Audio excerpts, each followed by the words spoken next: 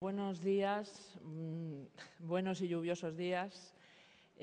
Vamos a dar comienzo a la primera mesa redonda de la segunda jornada del Congreso, en la cual me acompañan aquí en la mesa tres expertos en vivienda, expertos en empleo, en inserción laboral, en emancipación juvenil, en resumen. Tenemos en primer lugar a Teresa Jurado Guerrero, está aquí a continuación. Ella es profesora titular de Sociología de la UNED. A continuación tenemos a Benjamín Tejerina, catedrático de Sociología y director del Centro de Estudios sobre la Identidad Colectiva de la Universidad del País Vasco. Y finalmente allá tenemos a Pau Miret Gamundi, doctor en Ciencias Políticas y Sociología, investigador del Centro de Estudios Demográficos de Barcelona. Ellos van a tener una intervención de aproximadamente unos 20 minutos y después, a ver si estamos suficientemente descansados después de una mañana tan apretada para poder hacerles unas preguntas y que nos respondan. Entonces va a comenzar, en primer lugar, Teresa Jurado Guerrero. Los tres tienen un currículum inmenso que a la hora de intentar sintetizar me ha resultado un poco difícil. Entonces, voy a decir tres cosas que me parecen más importantes. De Teresa Jurado ya hemos dicho que es profesora titular de la UNED, doctora en Ciencias Políticas y Sociología que cursó en Florencia, magíster en Sociología, Historia, Economía y Sociedad Moderna y de Ciencias de la Educación en la Universidad de Mannheim, en Alemania. Entre los cursos y seminarios impartidos, así de los últimos, podremos hablar de la segunda generación, jóvenes de origen inmigrante, sociología de la familia, características de la condición juvenil hoy. En cuanto a proyectos de investigación en los que participa, pues está en una investigación sobre decisiones de empleo y familia en la transición al primer hijo en Europa, sobre corresponsabilidad, sobre estrategias de conciliación, inmigración, estado del bienestar. Y por decir una cosita más, ponencias en conferencias nacionales e internacionales sobre el contexto institucional en los cambios familiares de 1990 a 2011. Ya digo, para no alargarnos más, es una gran experta a la que le paso la palabra. Muchas gracias, Mercedes. Muchas gracias por tener la oportunidad de estar hoy aquí. Invitada a este congreso que es muy pertinente por el momento en el que estamos. Siempre se ve que se vuelve a hablar más sobre el tema de la emancipación juvenil y la independencia cada vez que hay una crisis de empleo. Llevábamos una década sin ella, pero ya hemos vuelto otra vez a lo que ya casi es una tradición en España. Y aquí estamos otra vez. Para mí ha sido la oportunidad de volverme a poner a ver los datos sobre la vivienda, que es sobre lo que yo quiero hablar hoy. Y a ver si consigo poner a funcionar. Esto no es. Aquí se ve bien. Que se me ve a mí y ahí está. Esto de la tecnología tan estupenda. Pues yo voy a hablar sobre un aspecto, sobre la independencia residencial, que ya hemos visto en el debate que es como el factor crucial, ¿no?, para realmente dar un salto cualitativo en lo que es la autonomía. Y me voy a centrar para ello sobre todo en la política de vivienda de alquiler, brevemente, porque sobre todo lo que quiero es plantearos cuatro cositas, tres en realidad. Muy brevemente, cuáles son los factores que facilitan la independencia desde un punto de vista socioeconómico. Ya hemos escuchado en la mesa anterior todos los aspectos culturales, que no voy a entrar en ellos. Ver un poco el alquiler, qué papel ha jugado tanto durante la fase del boom como ahora en la crisis con los datos que tenemos, lo que nos permiten ver hasta ahora. Y preguntarnos si la vivienda en alquiler es más accesible que la de vivienda en propiedad. Esto también ha cambiado a lo largo del tiempo. Y cómo se ha promovido el alquiler para los jóvenes. Y entonces volver a la pregunta inicial. ¿La vivienda de alquiler facilita la independencia residencial? En cuanto a los factores, aquí voy a ser muy breve. Yo creo que todos sabemos que los factores más importantes para lo que es la independencia residencial son el empleo, la ocupación, pero no solamente el empleo, sino la seguridad en el empleo y los ingresos en el empleo, por supuesto. Y después está también todo lo que son políticas de juventud duras, que son las que facilitan la emancipación, que son becas salarios, que son políticas de vivienda, que son políticas de empleo de un determinado tipo, que no voy a entrar ahora en ello, y después finalmente todo lo que es el factor mercado de vivienda y política de vivienda y cómo se regula el mercado de la vivienda. Bueno, estos son los factores que influyen claramente, eso ya se ha demostrado en diferentes estudios, tanto para España como comparativos, como para otros países, aunque hay diferencia entre países, pero bueno, en España estos factores socioeconómicos son muy importantes. Bueno, veamos, yo aquí ¿qué he cogido? He hecho aquí lo siguiente, he cogido la curva de abajo, vamos a ver primero los jóvenes más jóvenes, ¿vale? Los que pueden estar estudiando todavía, es decir, los que tienen entre 20 y 24 años. Y es la evolución de la emancipación tal como se puede medir con la EPA, que es las personas que son personas de referencia, que tienen un hogar, es decir, que están ya emancipados. Entonces, esta es la tasa de emancipación de estos jóvenes de 20 a 24 años, que es la línea que veis abajo, que es la línea azul, que sabéis que desde los años 80 la tasa de emancipación en España ha sido muy baja, o la tasa de independencia, porque se ha ido aumentando, se ha retrasado la emancipación, pero vemos aquí que hay un aumento a partir del año 2000-2003, coincidiendo con el boom, hay un aumento de los hogares que viven solos, que no tiene solo que ver, aunque es un factor también, pero no es el fundamental, con el aumento de hogares jóvenes de origen inmigrante. Efectivamente, esto, independientemente si se cogen los datos solamente para los españoles, también se ve el mismo aumento.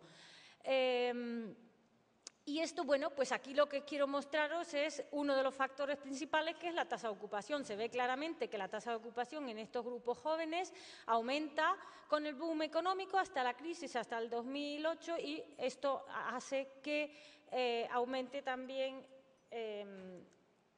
Y vemos que lo que aumenta la tasa de ocupación, de todas formas, es curioso porque aumenta 20 puntos casi desde el 96 hasta el momento más álgido, que es el 2007, me parece, 2006, ahora desde aquí no lo veo bien, y baja más o menos otra vez lo mismo con la crisis, hemos perdido lo mismo. Pero curiosamente, y esto es lo que yo quiero aquí deciros, compartir con vosotros un poco como provocación o como reflexión, vemos que aumenta la tasa de emancipación más o menos un 10%, pero de momento, hasta el 2012, realmente con los datos de la EPA, antes decían que han salido unos datos nuevos, no sé cuáles son más recientes, con los datos de la EPA se ve como, digamos, una cierta resistencia, ¿no?, a que vaya en la misma línea la pérdida de independencia residencial.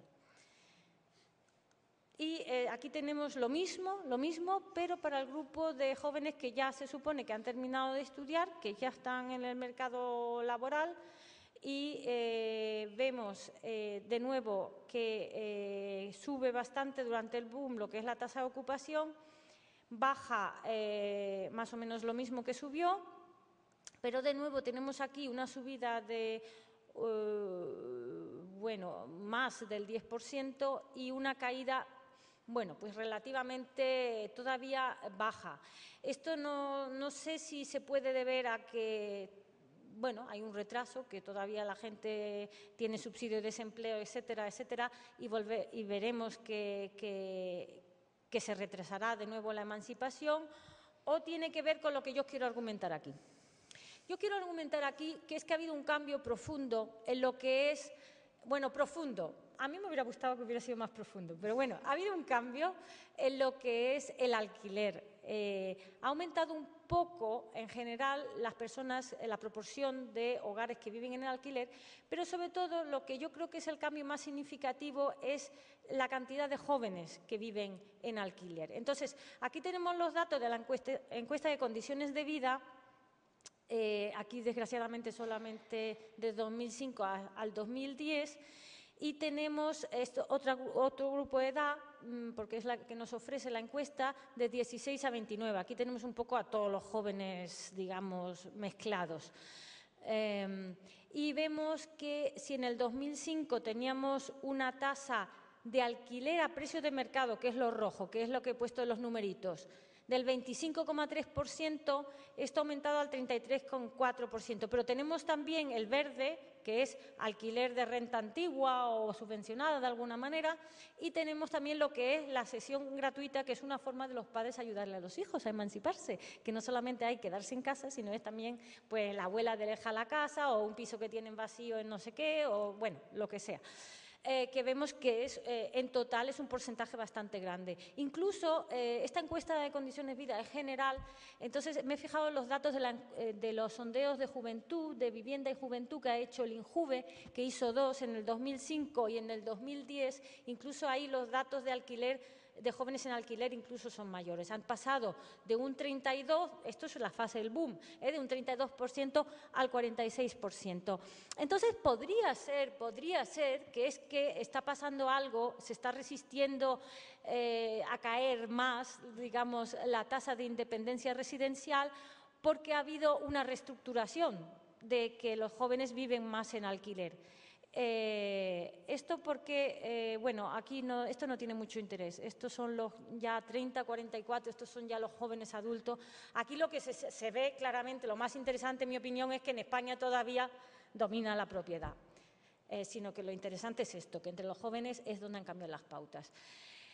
¿Factores que hacen que haya subido la proporción del alquiler entre los jóvenes? Pues yo creo que tiene que ver con varios factores. Uno es que claramente ha aumentado, aunque no mucho, pero bueno, partiendo de una base muy pequeña, y además esto es muy difícil de medir, ha aumentado los hogares informales entre los jóvenes de 19 a 29 años, que son sobre todo los pisos compartidos. Que también hay datos que muestran, hay un informe del portal idealista.com que muestra que en las grandes ciudades como Barcelona y Madrid, los hogares compartidos además se está convirtiendo en una forma de vida de personas divorciadas, de mileuristas, mayores, etcétera, etcétera. Ha aumentado también el número de uniones de hecho. En 2008 es el dato que he podido encontrar para los jóvenes 18 a 34 años, que en ese año era ya casi el mismo que para los alemanes. Ahora la pregunta es, ¿esto cómo se explica? ¿Es que además es más accesible el alquiler que la vivienda en propiedad? Siempre se ha dicho en España que es que vivir de alquiler era tirar el dinero, porque era más... Por lo mismo casi pagabas una hipoteca. Sí, y ya tenías un ahorro, ya te asegurabas para cuando seas mayor, pues un suplemento a tu pensión pública, ¿no? Que es que la vivienda en propiedad es muy importante, es una política social, porque es una política de jubilación. En los países mediterráneos, la gente que jubilaciones públicas son muy recientes, tenían muy consciente que lo de tener una vivienda en propiedad, después cuando bajen tus ingresos o cuando no tengas casi ingresos, por lo menos eso, ese gasto no lo vas a tener. Entonces, me he ido ahora por las ramas. Vamos a ver que la cuestión es si realmente han bajado los precios de alquiler y el esfuerzo de acceso o, bueno, lo de las ayudas. Si hay algunas ayudas, ha habido algunas ayudas que pueden también explicar esto. Tenemos una gran labor, que no sé si hay aquí algún representante, después me gustaría hablar con él, del Observatorio de la Vivienda Juvenil, que han hecho una gran labor. Porque además hay una cosa que lo tengo que decir aquí brevemente, que es que no tenemos estadísticas en España sobre la vivienda, son malísimas, pero ya sobre los alquileres es que, bueno, es un desastre. No sabemos si los alquileres suben, bajan, cuánto cuesta en una ciudad frente a un área rural. No sabemos prácticamente nada, porque no hay datos oficiales. Ahora ha empezado el INE ahí con una estadística. Bueno, y los precios de las viviendas de propiedad tampoco hay una estadística buena. Bueno, eso es otra ponencia aparte, que seguramente está relacionado con el sexo. Ahora no me puedo quedar con las ganas de decir que tiene que ver seguramente con la importancia de la construcción y del sector bancario en nuestra economía. Bueno, lo que vemos aquí es que hay dos indicadores aquí. Por un lado, el coste de acceso a la vivienda para jóvenes El observatorio hace, estos no son datos reales, estos son unas estimaciones basadas en unos supuestos, es decir, suponiendo que es un hogar de un sustentador. Vemos a ver el salario medio o los ingresos medios y lo ponemos en relación con lo que cuesta una hipoteca media, al tipo de interés medio, con la duración media de lo que es una hipoteca normalmente, que son 30 años o 29, depende de la época, ellos van cambiando el indicador. Entonces, aquí vemos cómo el esfuerzo de acceso, lógicamente, los rojos son los que son un hogar joven de un sustentador, que el esfuerzo de acceso, que son las líneas que es del 2003 al 2011, porque la otra serie de alquiler que ahora voy a tocar es reciente y problemática. Entonces, vemos que con el boom, lógicamente, lo que nos imaginábamos, ¿vale? Subieron los salarios en algunos sectores, pero subieron los precios de la vivienda y aunque los intereses estaban bajos, también hubo épocas que subieron. Bueno, en cualquier caso, el coste de acceso a una vivienda subió, se disparó hasta el 80%, el esfuerzo que hay que hacer para adquirir una vivienda. Que los expertos dicen que no nos debemos gastar más del 30% de lo que ganamos en pagar el alquiler o en pagar la hipoteca. Según eso, hemos tenido una crisis de acceso a la vivienda para los jóvenes desde nihilo tempore, porque vamos, ya en la mejor época, en el 2003, los únicos que llegaban a eso, al 30%, y ya estamos en el límite, eran los hogares jóvenes. Estos son jóvenes de 18 a 34 años, de dos sustentadores. Bueno, no sabemos qué pasaba con el alquiler antes, lo único que tenemos en las encuestas de juventud es que alquilar era igual de caro en el año 92, que hay datos, y en el año 2005 que hay datos, alquilar era más o menos igual de caro que comprar. Y después ya no sabemos qué ha pasado muy bien. Hay unos datos que tiene el Observatorio de la Juventud, el Observatorio de la Vivienda Joven, a partir del 2008, sobre lo que cuesta el esfuerzo de acceso a una vivienda de alquiler. Y también hay otros datos de idealista.com, de fotocasa.com, bueno, pues datos ahí un poco así, de cualquier manera, semioficiales, que muestran que han bajado los alquileres, menos en las grandes ciudades, pero también en las grandes ciudades, y esto se reflejaría aquí en que el coste de acceso, efectivamente vemos que para una vivienda en alquiler, que es la línea verde y la línea lila, la lila es un joven solo intentando alquilar y la línea verde es dos jóvenes, que suele ser una pareja, está por debajo del esfuerzo para acceder a una vivienda en propiedad. En cualquier caso, aunque el esfuerzo fuera similar, bueno, tengo que decir una cosa, aquí no están contabilizadas las ayudas al alquiler, tanto de tipo fiscal como de directo, es decir, si incluyéramos a alguien que tiene acceso a una ayuda, pues entonces el esfuerzo sería incluso menor.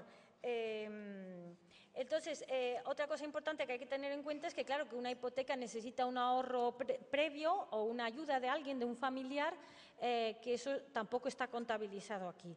Bien, entonces, dicho esto, la conclusión es que efectivamente podría estar explicando el que ha aumentado las viviendas en alquiler, esto no lo he mostrado aquí, pero han aumentado entre los jóvenes, ya lo hemos visto, y en general también, y la oferta de viviendas en alquiler ha aumentado, y además ha disminuido el esfuerzo de acceso, ha disminuido o al menos está comparativamente igual que similar al de la vivienda en propiedad. Sí, aquí es que tengo otros datos, unos datos para que lo veáis un poquito más claro. El alquiler medio de jóvenes entre 18 y 35 años del sondeo de juventud en 2005 eran 425 € y en 2010 son 544, ha subido, pero en precios reales serían 446. Veis que entonces realmente, comparado con lo que ha subido el precio de la vivienda en propiedad, pues claro, los alquileres no han subido prácticamente.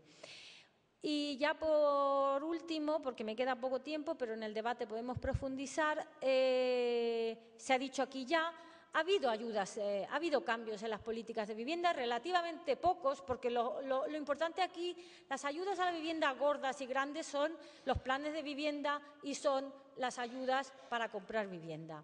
Siempre en los planes ha habido desde el inicio de la democracia supuestamente ayudas estatales para construir viviendas en alquiler y para promotores de alquiler y tal y cual, pero eso casi nunca esos planes no se han realizado casi nunca. Entonces, lo realmente nuevo es que a partir del año 2000, en ciertas comunidades autónomas se empieza a introducir deducciones fiscales para jóvenes, ayudas directas para jóvenes, después se introduce también a nivel estatal, solamente para todas las familias y para jóvenes con un determinado límite de ingresos. Y lo importante, lo que ya ha dicho antes Sandra y otras personas y Enrique Gil Calvo, Sandra Gavira y Enrique Gil Calvo, es que se introduce en España en el 2007 la renta básica de emancipación, que puede parecer no muy importante, pero bueno, en las grandes ciudades quizás no es una proporción tan enorme del alquiler, pero en sitios más pequeños es bastante alto, se calcula en un 20% de lo que ayuda a pagar el alquiler. Y en total, las cifras aquí, las estadísticas otra vez son bastante malas, pero en total se dice que se han beneficiado 300.000 jóvenes y había un dato que de los jóvenes que pregunta el INJUVE, sí, un 9% decía que había recibido alguna ayuda pública, no se diferenciaba de qué tipo. Y curiosamente las ayudas públicas que más conocían los jóvenes, todos los que se habían emancipado y los que no, un 50% conocía la renta básica de emancipación, que desgraciadamente ya sabéis que se ha decidido liquidar, ya solamente tienen derecho a ella los jóvenes que adquirieron el derecho antes que en diciembre de este año pasado el Gobierno decidiera eliminarla.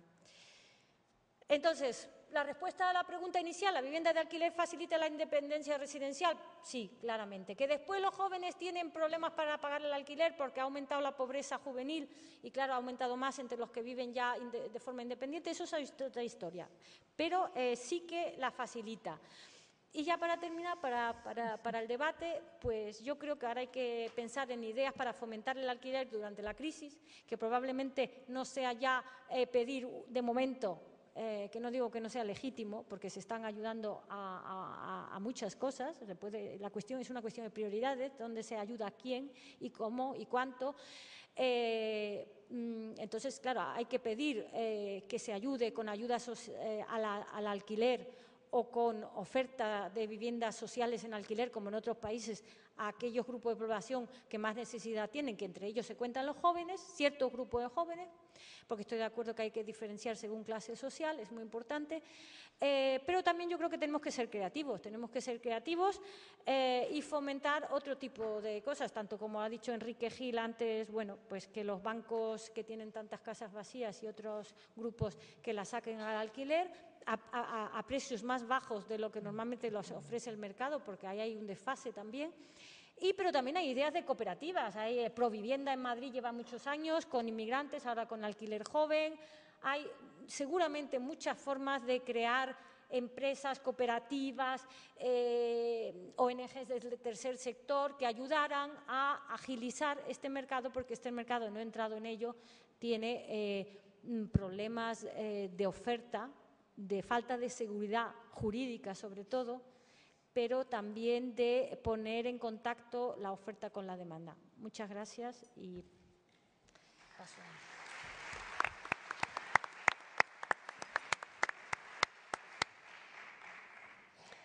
Muchas gracias, Teresa. A ver si luego al final tenemos tiempo para profundizar un poquito más. En segundo lugar, va a tomar la palabra Benjamín Tejerina.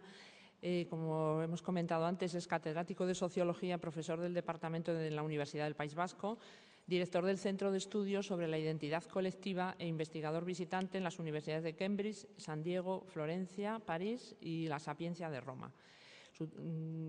Bien, en cuanto a proyectos de investigación, como os he dicho también, en su currículum es amplísimo. Por resumirlo en tres cosas, participa en proyectos de investigación, respuestas sociales a la crisis y a los procesos de precarización de la vida social, Bélgica, España, Francia, Italia y Portugal. o sobre un proyecto de investigación sobre experiencias y estrategias para salir de la precariedad juvenil en Euskadi, una acción integrada hispano-francesa sobre precariedad laboral, bueno, globalidad e inmigración transnacional, en fin, publicaciones, libros sobre juventud y precariedad vital, condiciones sociales y estrategias biográficas para llevar una vida normal, la sociedad imaginada, movimientos sociales, cambio cultural. Bueno, en fin, podríamos seguir, pero mejor es que tome la palabra.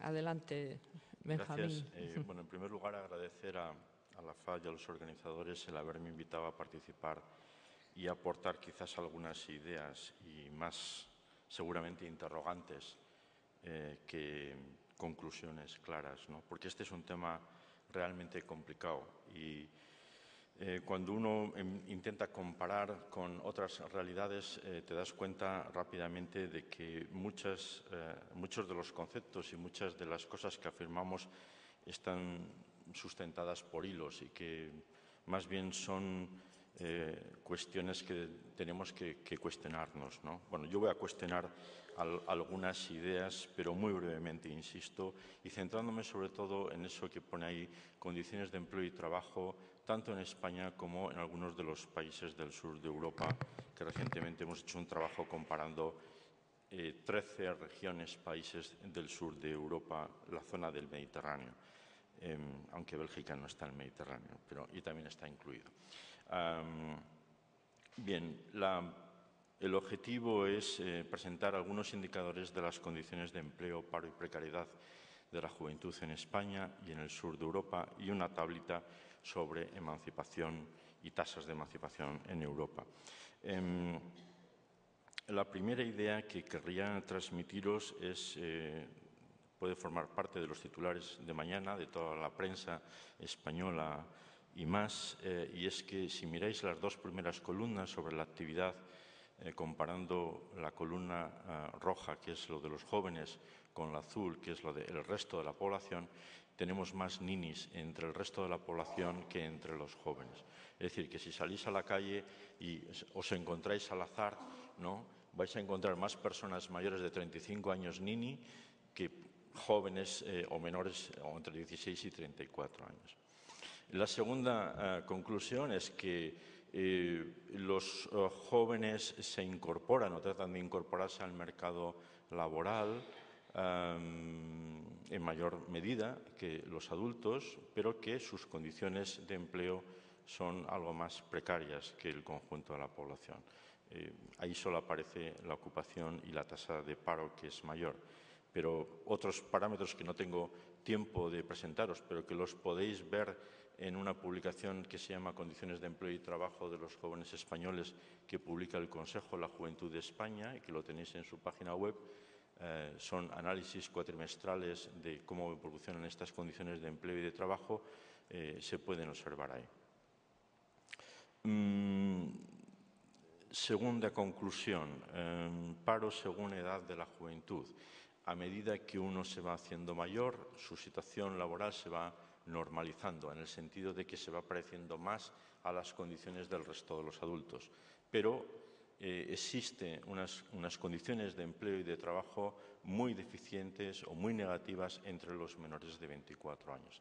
Entre 18 y 24 años es realmente donde existe un problema entre oferta y demanda y un serio problema de inserción laboral y de trayectorias de inserción laboral bastante erráticas y llenas de dificultades, ¿no? Lo que repercute obviamente en la situación de emancipación, o las condiciones de emancipación.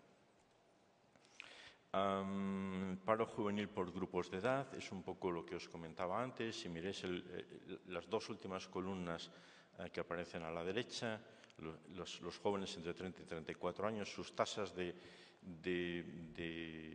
desempleo son parecidas a las del conjunto de la población o incluso diría que un poquito menores.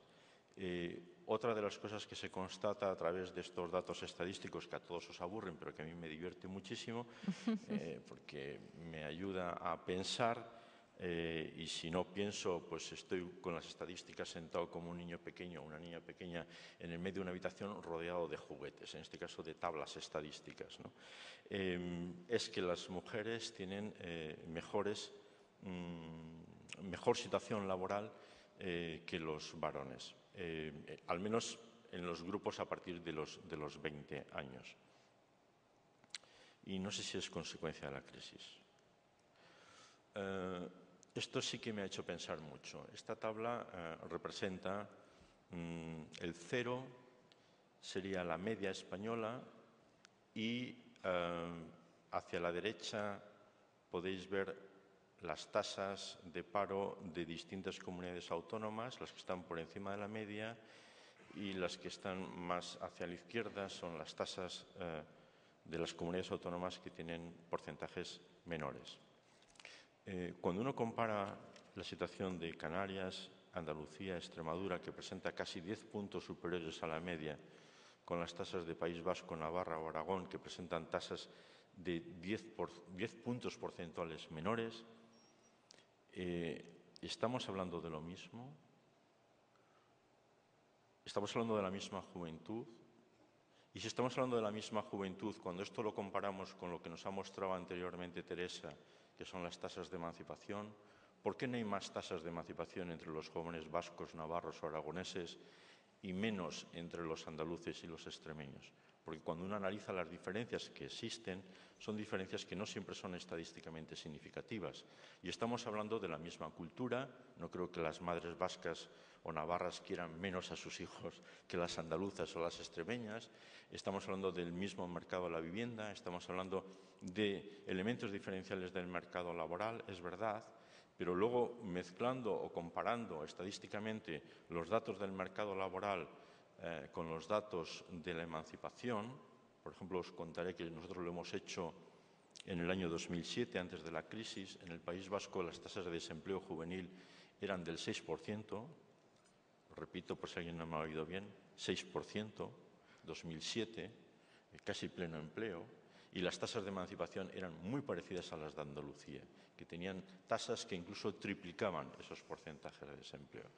Luego hay aquí elementos que tendríamos que volver a repensar y replantearnos si realmente hacer este tipo de comparaciones tan genéricas no nos está impidiendo ver lo que hay detrás de las cifras estadísticas. Con ello lo que quiero apuntar sencillamente es que hay otra serie de elementos que también están cambiando y que nos podrían ayudar a entender mejor qué es lo que pasa con la emancipación, con la autonomía, con la independencia residencial de los jóvenes, más allá de algunos factores estructurales más o menos compartidos.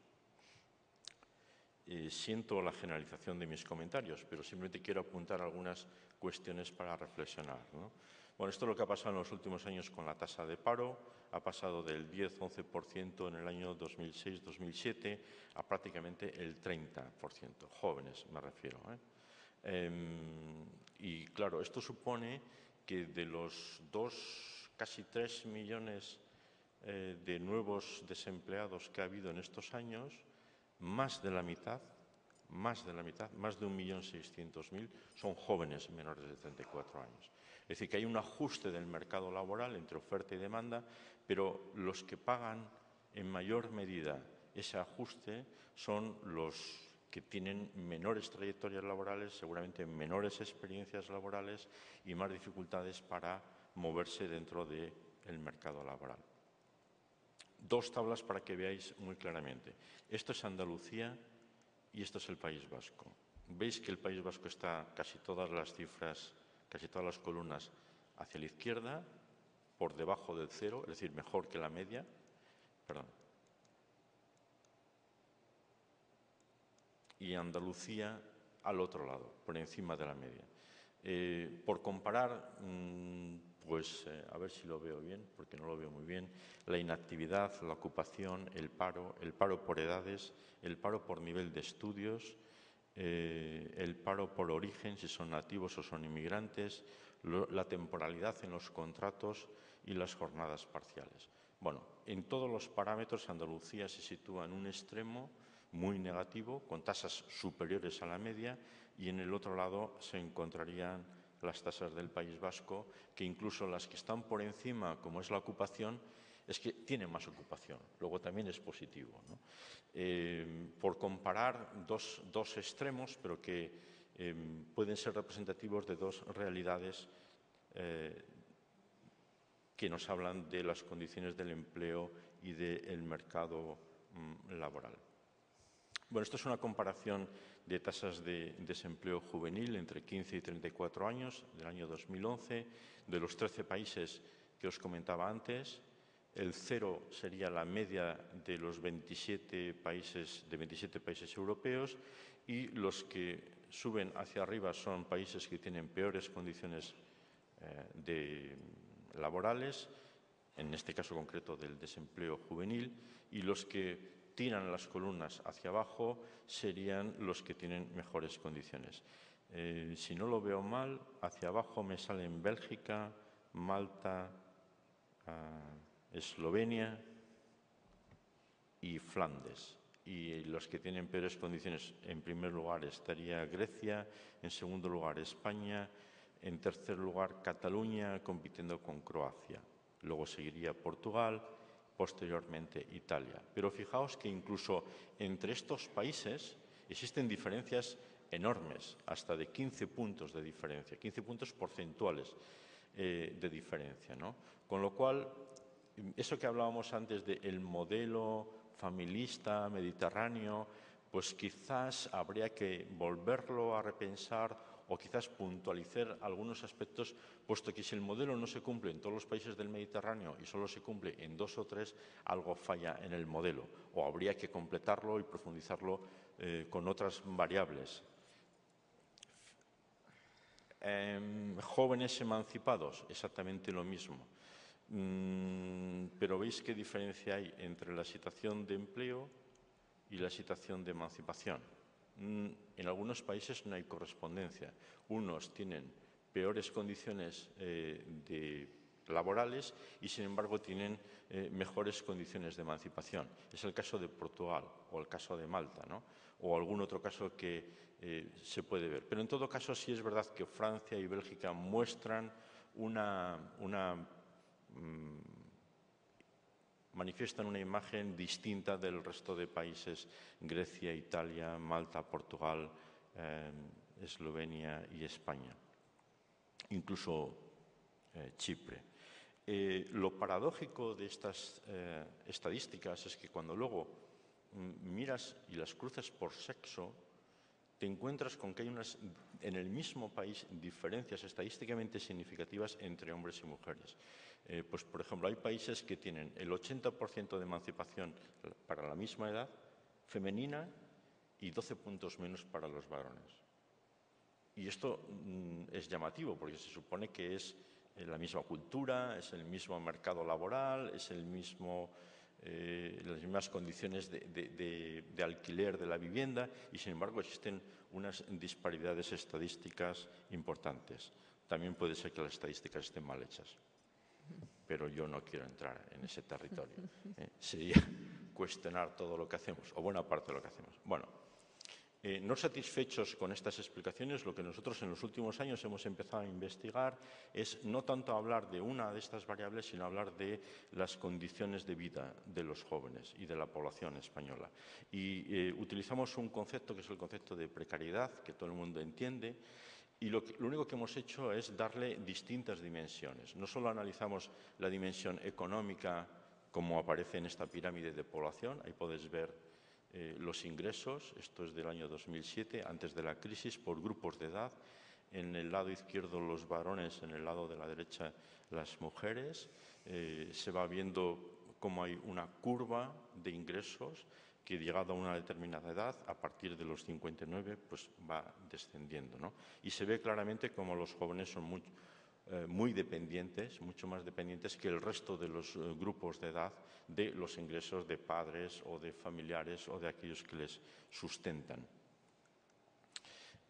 No voy a explicar esto, pero hemos construido una serie de indicadores de precariedad, insisto, 5 indicadores de precariedad: económica, laboral, residencial, de salud participativa y relacional, participación en actividades sociopolíticas, y relacional, relaciones sociales, familiares y de amistad, y el grupo de los 16 a 24 años muestra altos índices de precariedad en casi todo, excepto en salud. Son los que mejor salud tienen, afortunadamente. Pero el grupo de los 25 a los 34 años es un grupo que se parece mucho a la media, a las tasas medias de precariedad del conjunto de la población. Esto también lo tenéis publicado, o sea que podéis acceder a ello. En cuanto a la precariedad socioeconómica, pues es lo mismo, una pirámide de población, solo que aquí mezclamos la situación laboral con la situación económica. Cómo es tu inserción en el mercado laboral y cómo es tu situación económica. Paradójicamente, en algunos de estos elementos, las mujeres tienen mejor situación que los varones, entre los jóvenes. A partir de los 30 a 34 años, hay ahí mejor situación de las mujeres que de los varones. Por grupos de edad, cuanto más arriba esas líneas rojas, más precariedad. ¿Dónde nos encontramos más precariedad? Entre la gente de más edad. ¿Dónde nos encontramos a los jóvenes? En el cuadrante de la izquierda inferior, que son los que menos precariedad tienen. Lo mismo por grupos de edad y sexo.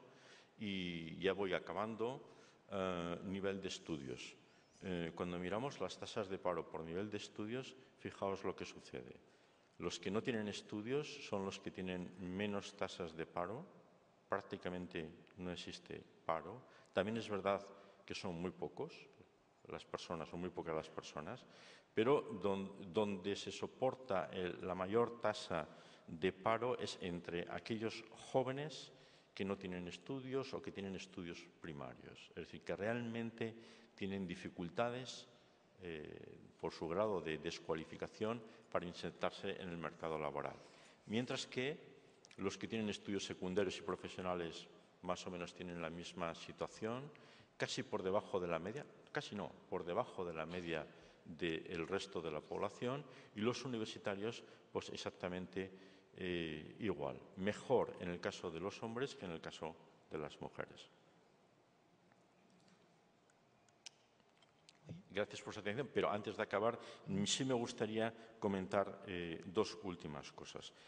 Puesto que estamos hablando de prótesis que facilitamos a los jóvenes para que se emancipen, hay varios tipos de prótesis. La prótesis de la familia es una forma de ayudarles a emanciparse. Hay otra forma de prótesis que es endeudarse. O sea, yo podría estar endeudado con Tejerina Montaña, mi padre y mi madre, o podría estar endeudado con Botín. Entre ambas alternativas prefiero endeudarme con Tejerina Montaña que con Botín. Me imagino que al resto de los presentes les pasa, y de los ausentes les pasará más o menos lo mismo, ¿no? Luego, es lógico que la familia desempeñe un papel de apoyo, de sustento y de, no sé si incentivan el salir de casa, pero en todo caso es lógico que acudamos a ese ámbito, ¿no? Es más lógico si tenemos en cuenta cómo se ha deteriorado la situación de los préstamos hipotecarios en los últimos 5 años. No es que se haya deteriorado la situación, es que la situación prácticamente ha dejado de existir. Los bancos solo dan dinero a aquel que tiene mucho dinero. Si no tienes dinero ni alguien que te avale, pues prácticamente es muy difícil que te den un préstamo para entrar a comprar una vivienda. Y esto hace que realmente se refuerce otra vez el papel de la familia, pero algo que ya se ha comentado anteriormente, y que hasta ahora era una opción minoritaria, pero era una opción, y es la emancipación en conjunto. No solo en pareja, sino muchas veces con amigos, con conocidos o con personas con las cuales uno comparte una residencia. Sí me gustaría terminar con algo bastante interesante desde el punto de vista de las políticas públicas, y es ver hasta qué punto las políticas públicas de ayuda a la emancipación, antes ha mencionado, creo que Sandra, que estaban mal orientadas, puesto que se le daba una ayuda a alguien que ya tenía empleo y por lo tanto ingresos. Y voy un poco a insistir en esta misma idea, ¿no? En el País Vasco existe una cosa que se llama renta de garantía de ingresos, que puede rondar entre los 650 y los 870 euros mensuales, y es cumpliendo una serie de garantías que yo creo que la mayor parte de la población lo cumple, y los jóvenes en su mayoría a partir de determinada edad lo cumplen, recibirían esta ayuda. Es una especie de renta de ciudadanía, es una especie de renta de garantía de ingresos, ¿no? Bueno, a pesar de que existe eso en el País Vasco, cuando comparamos las tasas de emancipación con los jóvenes de la misma edad en otras comunidades autónomas, no vemos, o al menos hasta ahora no hemos visto, que los porcentajes de emancipación en el País Vasco sean superiores al del resto de comunidades autónomas. Esto no quiere decir que no sirvan, por supuesto que sirven, ¿no? Pero habría que pensar un poquito más en este tipo de mecanismos.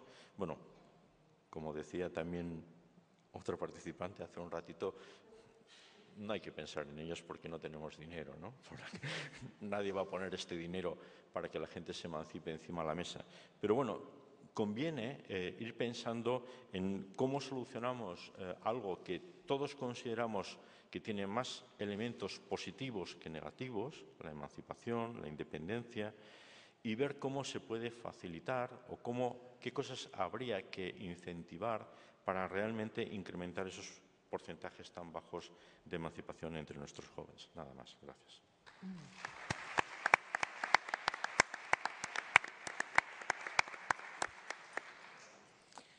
Muchas gracias, Benjamín. Veo que estáis cumpliendo los tiempos, cosa bien difícil porque con tantos datos, tanta información, hacer una síntesis es complicado. Bien, entonces ahora tenemos en la mesa allá a Pau Miret Igamundi, que es licenciado en Ciencias Políticas y Sociología, doctorado en Ciencias Políticas y Sociología, con la tesis doctoral Primonucialidad en España, evolución histórica y comportamientos generacionales. Es investigador en el Centro de Estudios Demográficos de Barcelona, ha sido investigador visitante en la Universidad de Essex, en el Reino Unido, en la Universidad de Manchester, en Southampton. Como historial docente ha impartido numerosos cursos en diplomaturas o licenciaturas universitarias con temas sobre demografía, demografía económica, social, en cursos de máster y posgrado sobre la formación de la pareja en la España actual, modelos y la familia, fecundidad, trayectoria laboral y educativa de la mujer, en fin, lo mismo que los anteriores, es tan largo el currículum. Participación en otros seminarios sobre pautas en la formación de las familias en España, sobre la encuesta de juventud de Cataluña en 2007, Jóvenes y Familia. Y luego también participa en un proyecto de investigación sobre dinámica en el mercado de trabajo y formación familiar en España durante el cambio de siglo, en el grupo de estudios sobre la población. Bueno, digo lo mismo que los anteriores, no voy a continuar, pero bueno, tenemos aquí a un gran experto que nos va a hablar sobre transformaciones en las pautas de inserción laboral y de formación familiar. Adelante cuando quieras, Pau. Gracias. Muchísimas gracias por la invitación. Además de este largo currículum, bueno, lo hinchamos un poco para que parezca. Además, soy miembro de lo que se llamó en su tiempo la generación X. X no de sexo, ya nos hubiera gustado que fuera relativo al sexo, sino X en relación a la incógnita. Soy de la generación que no sabían qué iba a ser con nuestra vida, qué íbamos a hacer con nuestra vida, básicamente. No sabían cuándo nos íbamos a ir de casa, si nos íbamos a casar, si íbamos a tener hijos, bueno, más o menos muchas de las situaciones o de la coyuntura que vemos con la generación actual. Sin embargo, a la generación actual no se le da esta posibilidad de despejar la incógnita, de decirle generación X, sino que en muchos de los artículos, los más media que se escribe sobre ellos, se habla de la generación perdida. Esto es una animalada completa, con unas personas que justo ahora empiezan lo que es el curso de vida y empiezan a definir lo que será su curso de vida, ya a decirles que es la generación perdida, la generación que no tiene un futuro, ¿no? Con los que tienen el no futuro todo por delante, pues es una auténtica animalada. Concretamente, solo hay generaciones perdidas en los casos de guerras, de epidemias, de este tipo de coyunturas, no de crisis económicas ni como la que estamos viviendo. Yo voy a dar algunos datos porque en este capitalismo en el que vivimos crisis hemos tenido bastantes, también expansiones económicas, y voy a dar algunos datos comparativos de cómo estaban los jóvenes respecto al trabajo y respecto a la familia, fundamentalmente, en las anteriores crisis y en los anteriores periodos que hemos tenido de expansión económica. Concretamente, la primera, ligando con lo que ha dicho Benjamín, que ha aparecido, que es con el paro.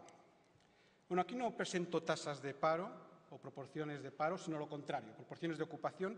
Únicamente están en estas proporciones de ocupación quienes están en el mercado de trabajo, quienes son población activa, es decir, quienes están trabajando o bien están buscando activamente trabajo. Esta primera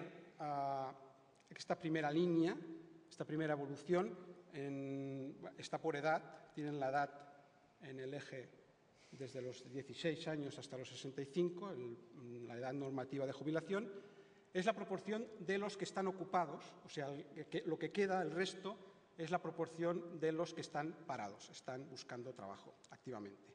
Es de 1977, era lo mismo para hombres y para mujeres porque se basaba en un método, en un modelo de distinción absoluta de género respecto al mercado de trabajo. Las mujeres, se preveía, eran población inactiva, eran mujeres dedicadas al hogar en un porcentaje muy elevado. Por lo tanto, las que trabajaban, las que estaban en el mercado de trabajo, tenían las mismas tasas de ocupación que los hombres.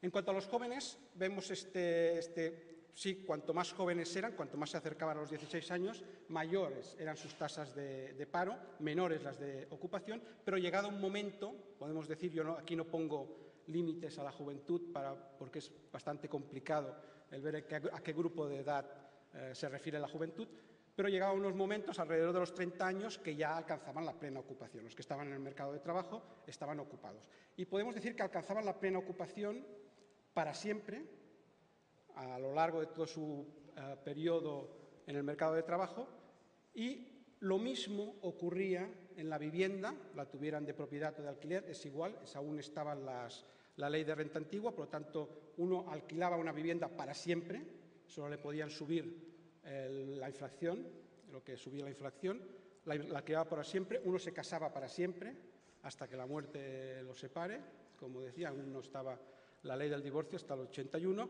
todo era para siempre. Digamos que cuando entrabas en el momento de la adultez, lo que hubieras hecho en ese momento, los cambios que hubieras hecho en ese momento, pues eran a lo largo de toda tu vida. Por lo tanto, la estrategia hasta que llegara para siempre del mundo adulto era estar en la casa de los padres, obviamente, hasta la edad en que consiguieras todo junto, el trabajo, la vivienda y la familia. Es el modelo que antes hemos desarrollado. En este momento, en el 77, esta tabla llega a la crisis del petróleo, que es la primera crisis del petróleo, porque han habido varias, que deprime la economía hasta niveles que quisiera mostrarles en esta curva. Esta es la curva de la proporción de ocupados del 85, es el punto más bajo de ocupación que ha habido en la historia de España reciente. En el 85 los jóvenes vemos que, los jóvenes activos, es decir, los que ya han acabado de estudiar y están en el mercado de trabajo, tienen unas proporciones de paro, de ocupación muy elevadas, la mitad de los jóvenes, los más jóvenes, la mitad están en paro, están buscando trabajo, pero que también a partir de una cierta edad se consigue la ocupación máxima, que ya no es plena ocupación, que hay este 10% de paro hasta la edad de jubilación. Como ven, sube a los 65 años. A partir de la edad de la jubilación no hay paro. ¿Por qué? Pues porque tienes la posibilidad de jubilarte y, por lo tanto, de evitar el estar parado. Pero a lo largo de todo el periodo adulto, durante esta crisis del petróleo, la primera crisis que tenemos este paro del 10%. 10% de la población, lo mismo hombres que mujeres, aquí no hay que distinguir, están en paro, están buscando trabajo. Los siguientes dos dos líneas que les presento son del año 2007, que de alguna forma es el fin del periodo de expansión económica. Durante este fin del periodo también es interesante descubrir que ninguna de estas fases nadie se esperaba que acabara. Tanto el periodo de crisis, los jóvenes, que los componentes de la generación X no esperaban que se acabara, íbamos a vivir en crisis siempre, toda la vida. Y durante el periodo de expansión, los jóvenes que vivieron este periodo de expansión tampoco esperaban que acabara. O sea, que esperaban que sería para siempre. En este periodo de expansión lo que más choca es la diferencia entre hombres y mujeres. Ciertamente los hombres, los varones, conseguían, igual que en el año 76, a una cierta edad, alrededor de los 30 años, prácticamente la plena ocupación, con esta diferencia entre los jóvenes igual, pero vemos que entre las mujeres, las dos líneas que señalan la ocupación de hombres y mujeres, siempre, a todas las edades, es igual, jóvenes o adultas, es igual, el paro era claramente superior, un 5% de paro más, a cualquier edad, o sea que era una cuestión de género, no una cuestión de edad. No era porque eran jóvenes, sino porque eran mujeres, a lo largo de toda su vida. Y aquí, últimamente, la situación en el 2011. El segundo trimestre son todos de segundo trimestre para que no influencien con la EPA los periodos vacacionales.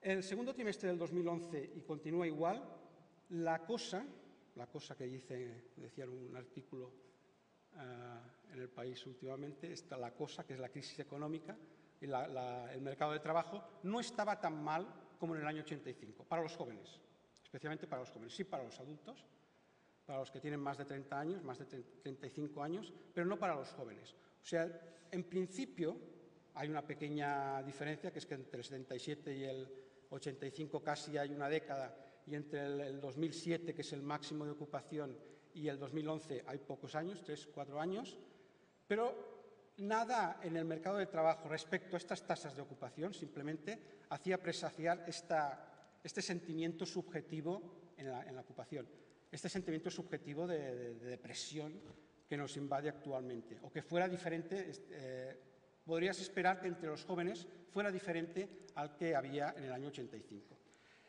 Otras fotografías que me gustaría presentar es esta fotografía de la proporción de soltería ampliamente considerada. Aquí es la proporción de soltería en el sentido de son jóvenes, bueno, jóvenes hasta los 40 años, ya bueno, se puede ser joven en España, la juventud está muy extendida, se puede ser joven hasta los 40 años perfectamente, gracias a estos modelos de tardía emancipación, hasta los 40 años de gente que no vive en pareja.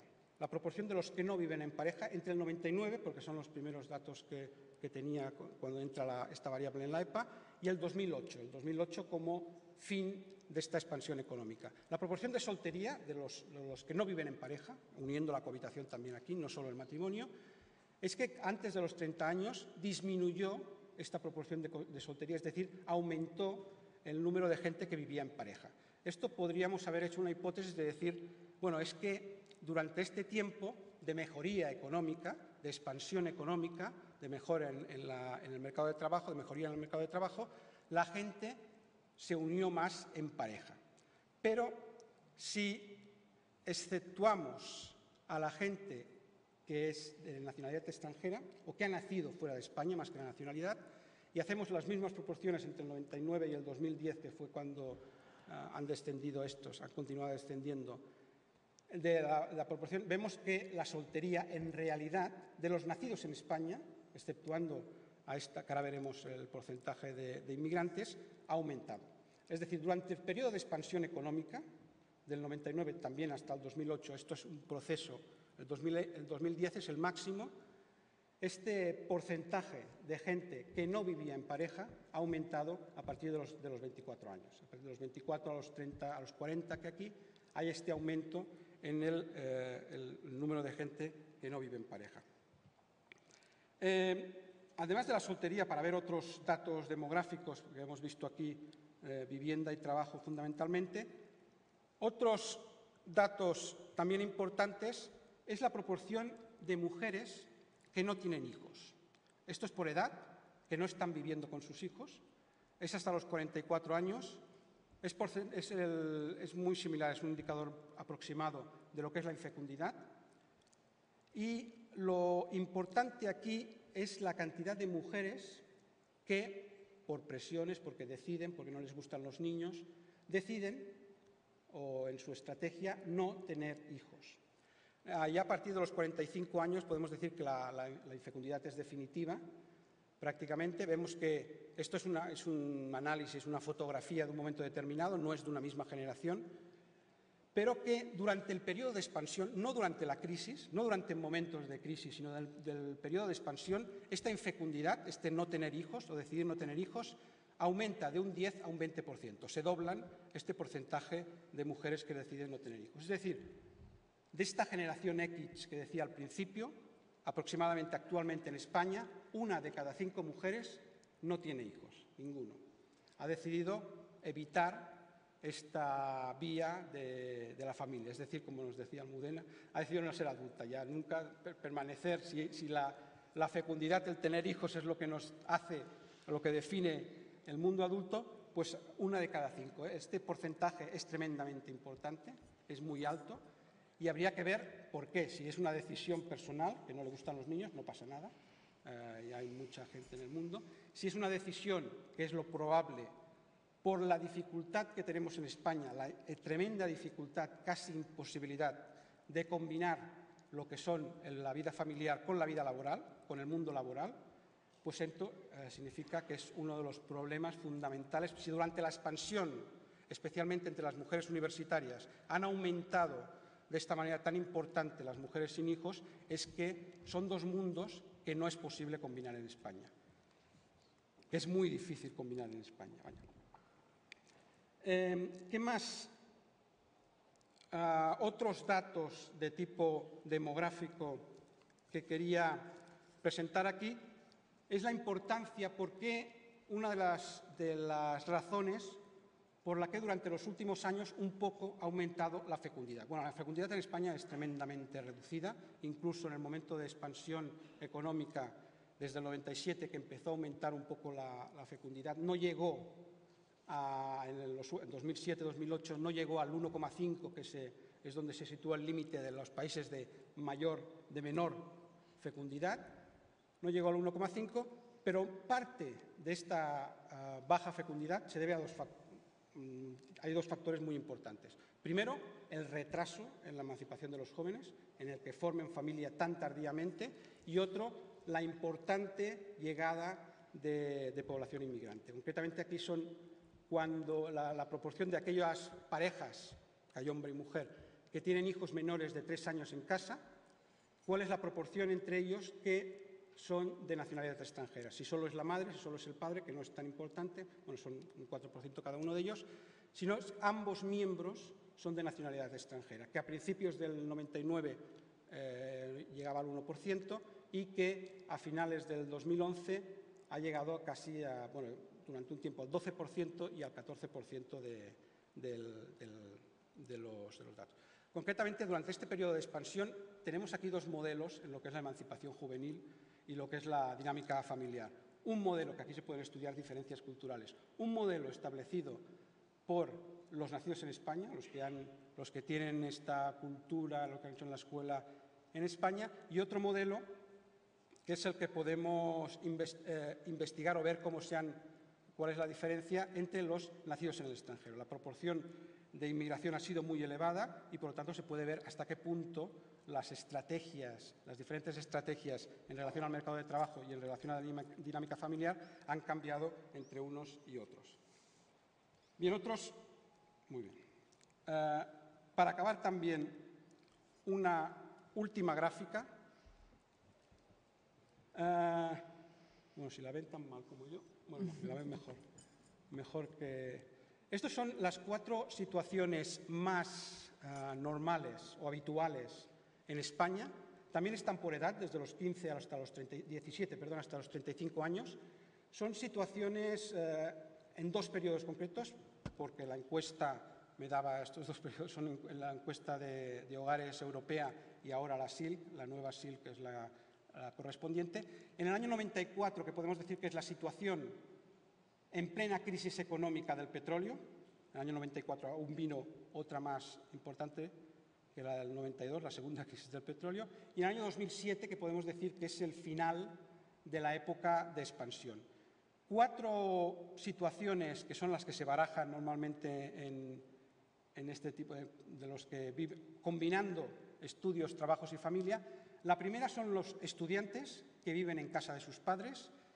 Esta es una diferencia fundamental de los diferentes regímenes que veíamos en las anteriores participaciones de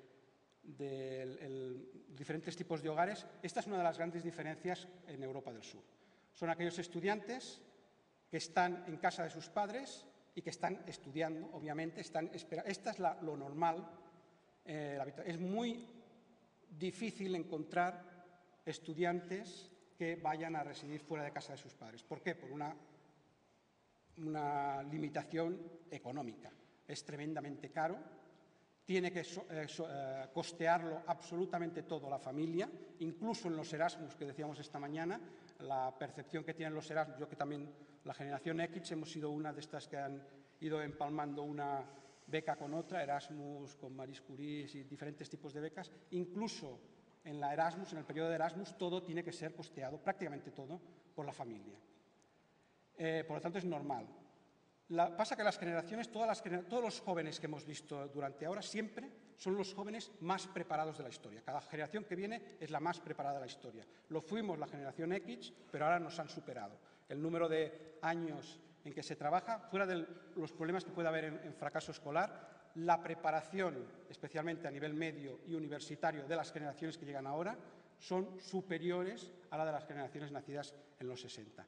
Un segundo nivel es una segunda categoría, es la que estas que están trabajando, pero aún están en casa de sus padres. Se supone que están en casa de sus padres, se supone que tienen una cierta independencia económica, pero viven en casa de sus padres.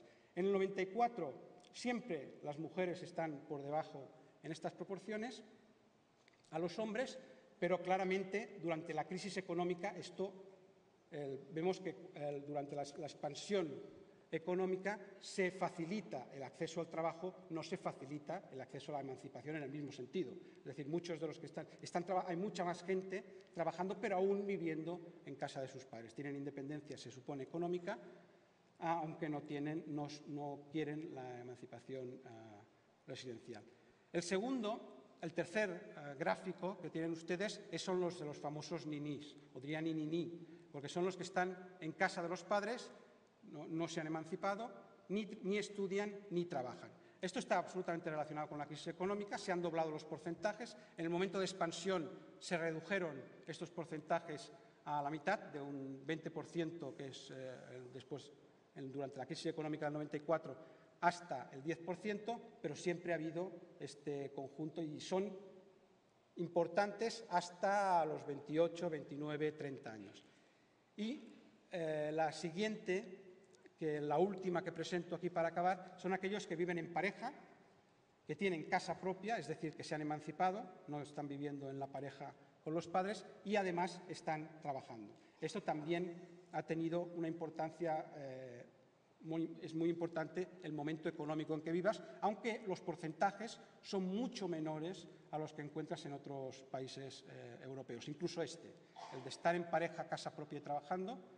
En momentos de crisis económica retratados aquí, estos eran de un 10% y actualmente estos se han doblado también a un 20%. Han hecho lo contrario de en casa de sus padres. Bien, estos son las diferentes aportaciones que quería yo de aquí también en forma de gráficos y de datos. Muchas gracias.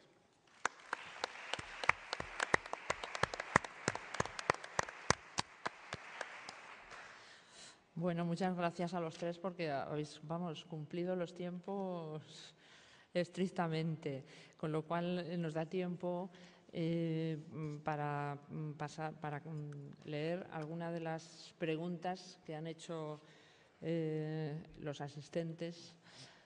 No sé si todavía hay alguna pregunta más que a lo mejor de Pau no ha dado tiempo a que a que me las acercarais a la mesa. Gracias. Bueno, pues en primer lugar hay unas preguntas para Teresa Jurado, que dice: ¿hay algún dato sobre la subida del número de habitaciones en alquiler? Complementa: ¿se sabe si las familias, parejas jóvenes con o sin hijos, familias monoparentales, han optado por alquilar habitaciones en sus hogares para hacer frente a la crisis? Esta sería la pregunta. ¿Vamos a contesto o sí, casi coleccionamos?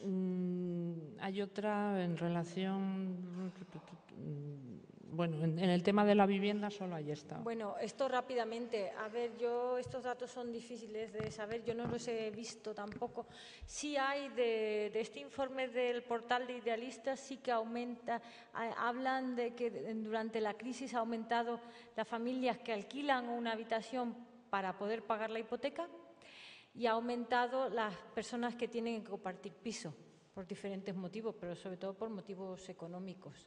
Sí, claramente eso se está dando. Lo que pasa es que eso es difícil estudiarlo con estadísticas representativas y oficiales, pero en cualquier caso es un tema muy relevante. Para Benjamín, alguien pregunta: ¿cómo incentivar la autonomía económica juvenil en una situación de extremo adelgazamiento del Estado y de sus ayudas? ¿Existe alguna alternativa hoy a la acogida familiar? Primero, con dificultad. Segundo, sí existen alternativas. Entre ellas, lo que la gente está haciendo, que es migrar. Cada hora 12 jóvenes abandonan nuestro país.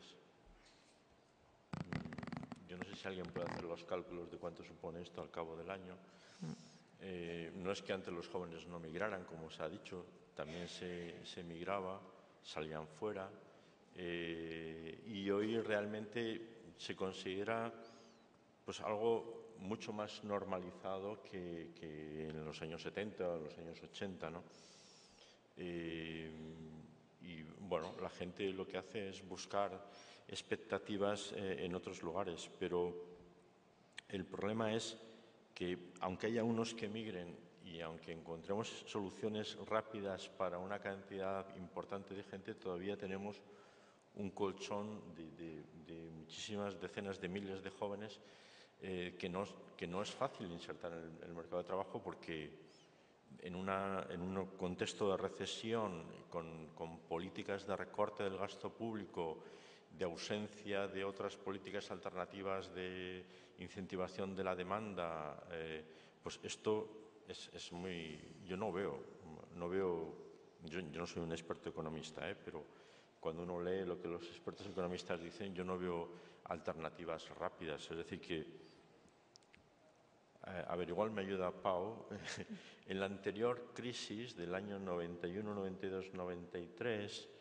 nos costó aproximadamente unos 8 años en recuperar, igual estoy equivocado, pero nos costó desde el final de la crisis, inicio del 94, hasta que volvimos a tener tasas anteriores similares, nos costó 8 años.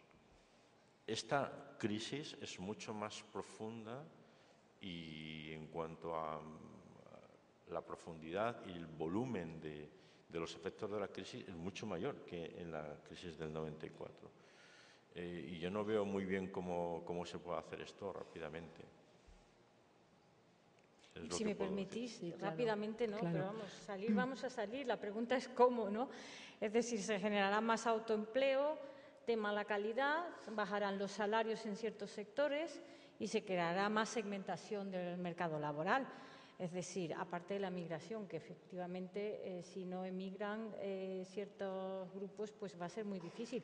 Y después habrá desempleados, desgraciadamente, que no vuelvan a encontrar la entrada en el mercado laboral, pero quizás más para los grupos de edad más mayores que para los jóvenes, que por las necesidades que tienen, pues lo que pasa, estarán forzados a aceptar, bueno, pues condiciones laborales cada vez peores. Ese es el problema, ¿no? Que si la crisis la resolvemos bajando los salarios, que parece ser que es lo único que se ve ahora mismo,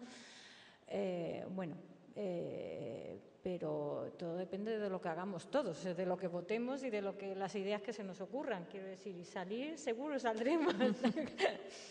Bueno, pues esto ya es importante, ¿eh? Tener la conciencia de que saldremos, que sea lo antes posible. Si me dejas, simplemente un comentario.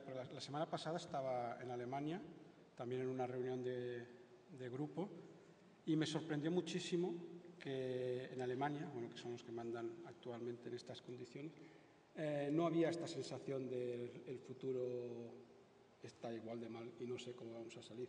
Porque sí, se puede decir saldremos, pero si preguntas a los jóvenes, salir no saldremos. O sea, el que migra, especialmente en el caso de la migración, son gente que piensan que salir no saldremos. Y si salimos será después de un cierto tiempo. Porque en el caso de la última crisis del 92-93, ya en el 98 se empezó a ver esta tendencia de subir. No se recuperaron las mismas tasas de ocupación, pero en el 98 hubo este punto de inflexión.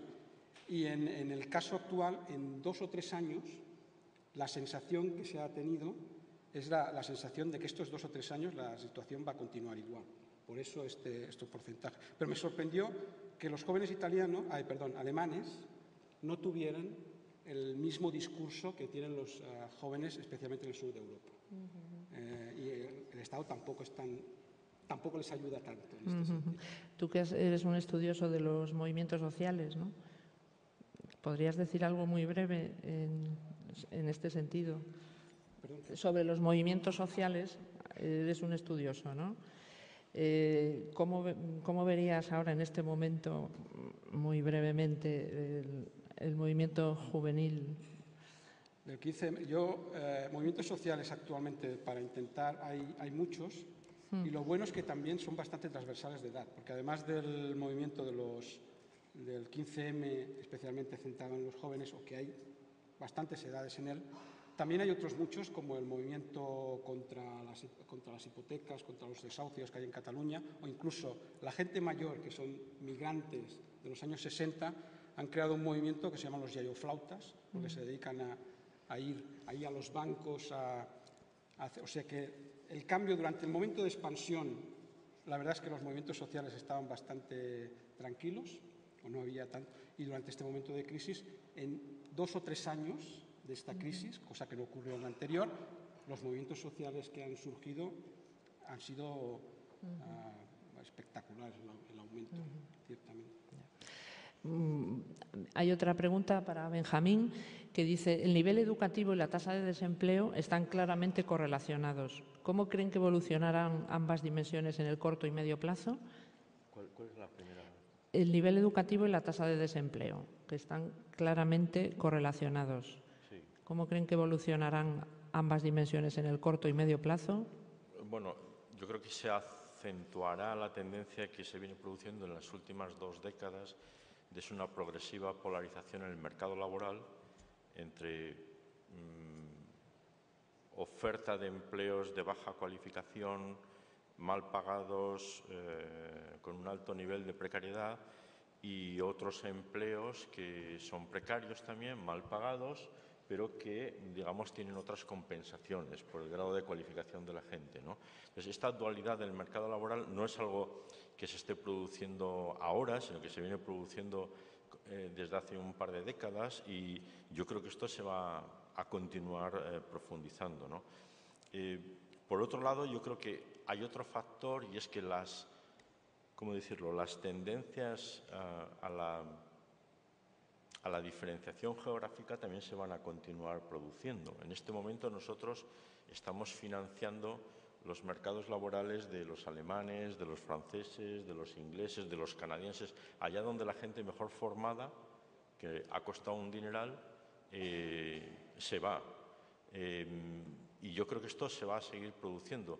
Nosotros lo estamos empezando a vivir ahora, pero hay muchos países en el mundo, de América Latina, de Europa, de los países del este, que lo han vivido tras crisis económicas, ¿no? Pensar, por ejemplo, en la composición de la mayor parte de las orquestas sinfónicas que tenemos en España. ¿De dónde ha venido esa gente formada? de países que han atravesado, como países del este, una crisis muy profunda y la gente ha emigrado, ¿no? Bueno, en este caso nosotros estamos sufriendo este mismo proceso de ajuste, por decirlo de alguna manera, que implica que la gente se desplaza de un lugar a otro.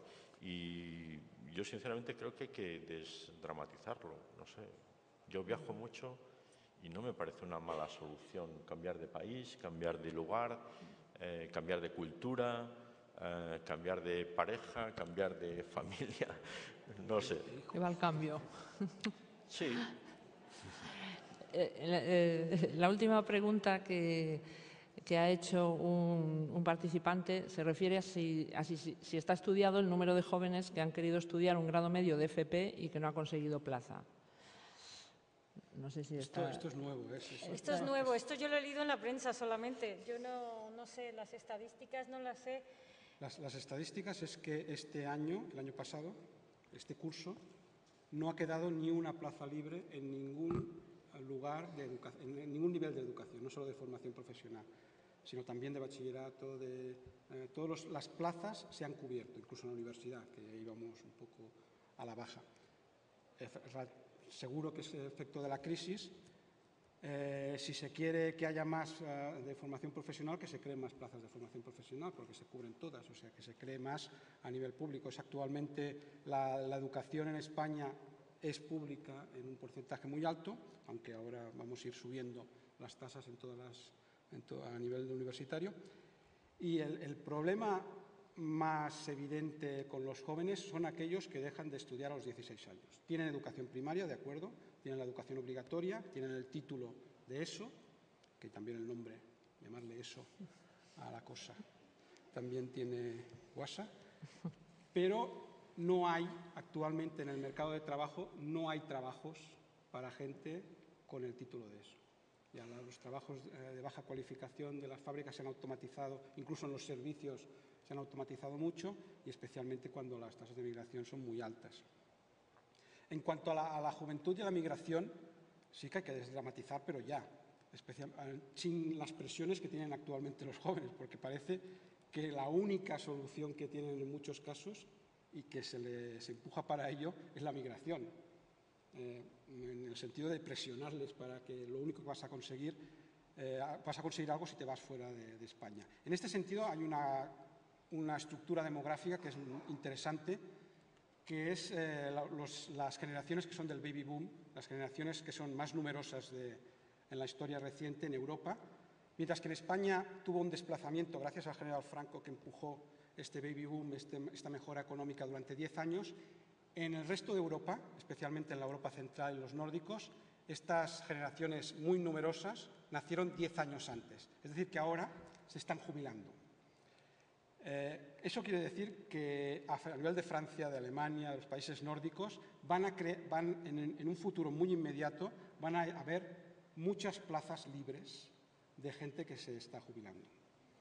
Pero plazas de gente con gran formación.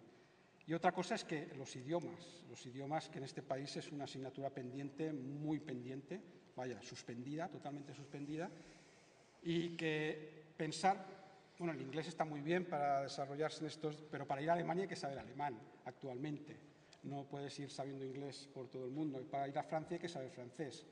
Y las escuelas públicas y también las escuelas en general son muy deficientes en el aprendizaje de los jóvenes, incluso hoy en día en este tipo de idiomas, que son fundamentales para poder viajar. Yo, si me permite, solo claro, una cosa. Adelante. Yo, de todas maneras, creo que la pregunta está mal encaminada, porque siempre insistimos, ¿qué les decimos a los jóvenes, no? Lo que habría que decir es, ¿qué les decimos a los empresarios? Que nos digan qué están haciendo, o que diga el Gobierno cuáles son las políticas de creación de empleo que está haciendo, presente o futuro.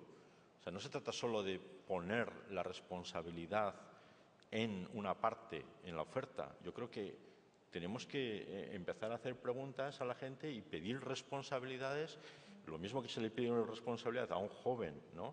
Y se le dice, oye, ¿tú qué haces? ¿Buscas empleo o no? ¿O eres un niño? No sé qué. Esto de responsabilizar al individuo me parece muy bien, pero siempre y cuando se responsabilice a todo el mundo, cada uno con su tarea en la sociedad, ¿no? Es decir, porque si no, estamos cargando toda la responsabilidad y toda la culpa, entre comillas, ¿no?, sobre uno de los factores, pero el mercado laboral y el mercado de la vida es muy variado y no todo acaba en el trabajo y no todo acaba en un empleo remunerado. Hay otra serie de aspectos que son importantes que también hay que considerar, y sobre todo yo creo que en aquellos en los que está en la mano crear puestos de trabajo, pues habría que insistirles, ¿no? ¿Qué es lo que están haciendo ustedes? Yo es lo que haría. Bueno.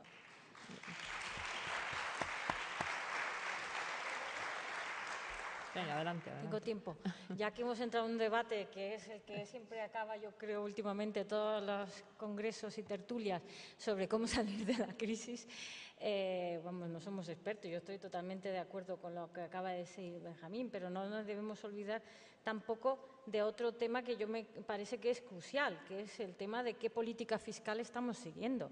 Y aquí yo creo que España tiene mucho que recorrido todavía si se quiere mantener un poco el incipiente, bueno, bastante bueno estado de bienestar que hemos construido y que se ha profundizado en los años del boom. Aquí hay que hacer una reforma fiscal en profundidad, si es que hay que hacer varias reformas en profundidad y no solamente poner parches. Pero yo creo que el foco nuestro como sociólogos, yo creo que tiene que estar también, aunque sea un tema más de economistas, en ver un poco para tener políticas sociales buenas y para tener un mercado laboral en condiciones, bueno, pues la fiscalidad es muy importante, porque es importante ver si lo que más cuesta, si las contribuciones sociales, por ejemplo, se podrían rebajar y poner otros impuestos especiales, por ejemplo, y después también si queremos tener buenas políticas públicas, rentas básicas de emancipación, etcétera, etcétera, cosas que queremos mantener, educación pública, sanidad, etcétera, bueno, pues es que hay que ver que todos paguen impuestos y que tengamos una redistribución de los impuestos y una carga impositiva, pues como la tienen otros países, porque es que comparativamente todavía España tiene una carga impositiva baja y si queremos ser una sociedad de servicios y competir con otras sociedades con los servicios, pues habrá que tener capital humano, que ya lo tenemos, y habrá que tener pues un estado de bienestar que se pueda financiar servicios públicos y para eso hay que recaudar impuestos. El error fue que le dio a todos los partidos políticos grandes, tanto de un color como de otro, por bajar los impuestos en época de bonanza. Pero bueno, esto ya es una reflexión que como nos hemos lanzado a las reflexiones más de tipo político. Bueno, no sé si queréis decir, porque son ya las 5, habéis cumplido fenomenal con el tiempo establecido. Si queréis añadir algo muy breve que se os haya quedado en el tintero, algo del alquiler, no sé, de esos cambios de mentalidad que acompañan a los factores económicos, ¿no? ¿O ya os quedáis satisfechos y bueno, pues no nada. queremos cansar al público, Bueno, más que ha sido pues muy paciente con nosotros. Han sido muy pacientes, muchas gracias a vosotros y a todos por participar.